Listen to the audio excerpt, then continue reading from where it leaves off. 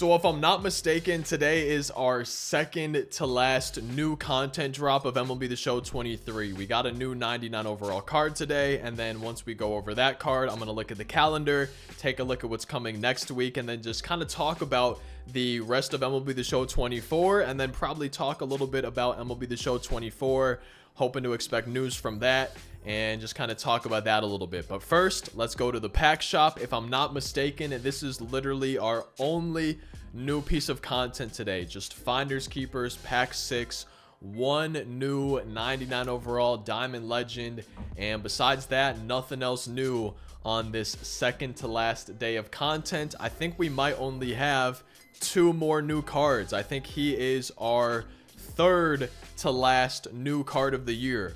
After today, after this Lefty Grove, I'm pretty sure we only have 2 more 99 overalls coming for the entirety of MLB The Show 23, and then I guess we're really just looking forward to MLB 24, looking ahead to MLB 24. But in the comments on this video, I really want to see maybe hopes, predictions, wishes, dreams for MLB 24, but I want to see predictions and hopes for the cards next week, and we're going to talk about that more after we go over this Lefty Grove.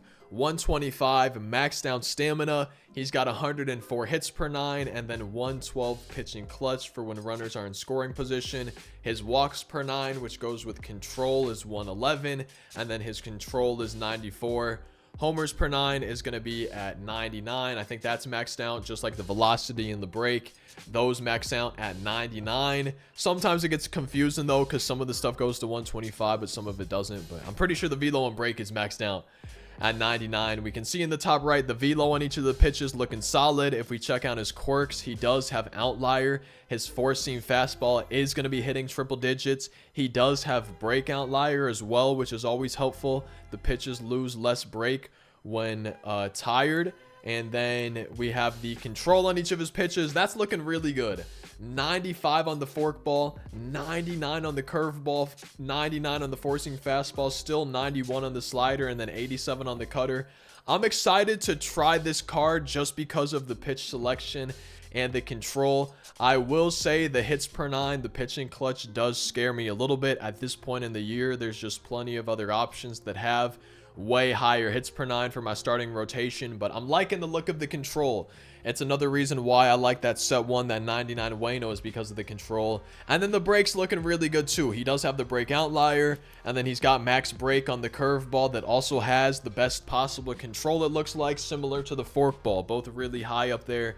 And then still not bad break on the slider or cutter, having the worst though either. But he's looking pretty good, but at the same time, you know, having this be the only card today, I don't think he's probably going to make it like my God Squad rotation, at least for me personally. But I'm a big fan of pitchers that have high control. I like using that Wayno with the control. I like using other cards with control. So for that reason, I think I might enjoy using Lefty Grove, but I am scared of the hits per 9 and then the pitching clutch a little bit, just because I think I maybe have some options that I would prefer using a little bit more. But if we take a look at the calendar, we can see today, January 12th, is under the January 5th label. This is the Finders Keepers category. Today is Finders Keepers 6 in the shop. A week from today, January 19th, we have Finders Keepers 7 in the shop, and we have our final collection reward. So in the comment section, I would love to see predictions, hopes. I know people, including myself, really want to see a 99 Robinson Cano, maybe as that Finders Keeper 7, or I guess he could be the final collection reward. I know some people want to see a better 99 Lou Gehrig, or maybe some other players. Maybe there's some guys. I think someone in my Twitch chat was telling me Paul Konerko doesn't have a 99 overall. Maybe he'll get his first 99 of the year for Finders Keeper 7. But on the 19th, it's looking like that is our last.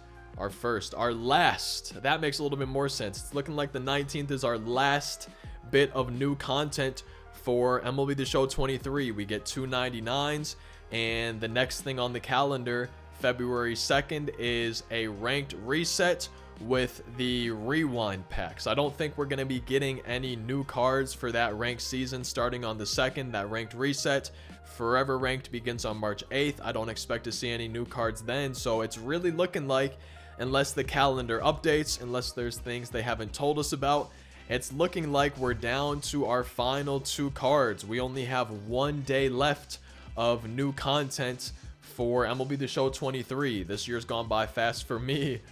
I don't know about anybody else, but here we have collections. If you're wondering what the final collection is, it's under that Finders Keepers tab category area of the calendar. So I'm guessing it's probably going to be a Finders Keepers collection reward. And the new one today, Lefty Grove, right now priced around 100 to 80,000 for the sell now. I want to say last week we maybe had Keith Hernandez. His price is kind of right around the same. And I want to check on some of these other guys real quick. So we see Wade Boggs, 600, 700,000. I'm really wondering if the prices of Keith Hernandez below 100,000 for that sell now. We have the new card Lefty Grove from today. Same thing, 80,000 sell now, 100K buy now. I'm wondering if with the new collection, if we're going to see the prices go up as much as these other cards. If we're going to see the other ones reaching the same amounts. The first Finders Keepers collection, we had Kyle Seager. He was for collecting 7 of these. And then Brian Roberts was for collecting 15 of them. Now, I only used him 1 game. He went 1 for 4. That one was a home run. He also drew a walk in the game. On that homer, his swing felt amazing. The ball flew off of his bat. I've used Brian Roberts cards in the past, maybe even earlier this year, and I personally like his swing. I know a lot of other people have been enjoying his swing. And I don't know if that's the reason some of these cards have their price so high. Part of it is people just keep doing the collection and these cards haven't been in the shop for a while. So the demand is kind of slowly going up and the supply is just going down because people will buy them on the market and then they lock the card in. And that's something that I wanted to make sure I mention is before you would go and maybe spend stubs on Wade Boggs, if you're thinking about buying him, trying to get this collection done, I don't know if this will happen. It doesn't say anything about it on the calendar, but I really gotta think that at this point in the year, they don't want the prices of those cards that high, especially maybe for the final collection reward of the year. So I'm thinking, in addition to seeing the Finders Keepers 7 in the shop, maybe we're going to see all 1 through 6. Maybe they're going to give us some extra packs we could buy to help increase the supply and bring down the prices of some of those more expensive cards going for over 5, 6, 700,000 stubs. I would be a little bit surprised if we don't see any more of those packs brought back on the 19th. I'd be a little bit surprised if they just don't give us any of them and they keep those prices that high. Especially with a final collection reward, that would probably just make the prices of those cards go up. I would assume even more, but I would be surprised if we don't see 1 through 6 or maybe 1 through 4. I would just be surprised if we don't see them bring back and increase the supply with that final collection drop of the cards that are super expensive. But I guess we'll have to wait and see.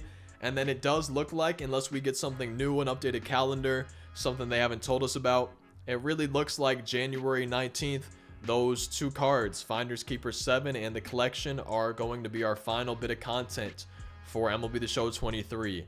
I would assume, we were talking about this in my live stream over on Twitch, that we're probably not going to be getting any much if any news about MLB The Show 24 until after the Super Bowl. So I don't really know if I would expect much, if anything, to drop in terms of MLB 24 until the Super Bowl's over. If I'm not mistaken, I think it's on MLB. I think it's on February 11th. And after that, who knows? Maybe we'll get a trailer. We'll start getting legend reviews. Maybe they'll do some streams, blog posts, just start getting new information. And I got high hopes, expectations. I'm just really excited for MLB 24. I want to see the new legends. I want to see what they do differently. I want to see changes to Road to the Show, updates to Diamond Dynasty, maybe a Weekend League. I just really want to see improvements, changes, and innovation, fresh ideas for MLB The Show 24. I'm curious what y'all want to see, but I know this kind of ended up being a little bit longer of a video for just one card being dropped, but there was stuff I wanted to talk about, kind of stuff I wanted to go over, maybe give my thoughts on, and maybe start some conversations in the comments, kind of see how you guys have felt, and maybe even what you're hoping for MLB 24. But if anything, in the comment section, let me know who's winning in the playoffs, and I will see you in one of these videos on screen, another on the channel, or tomorrow's daily upload. Thank you guys for watching. Thanks to everybody that's tuned in to the first 10 Twitch streams of the year. Hope to see more of y'all stopping by on those, and I'll see you next time. Hope you guys have a great day. I hope you have a great weekend.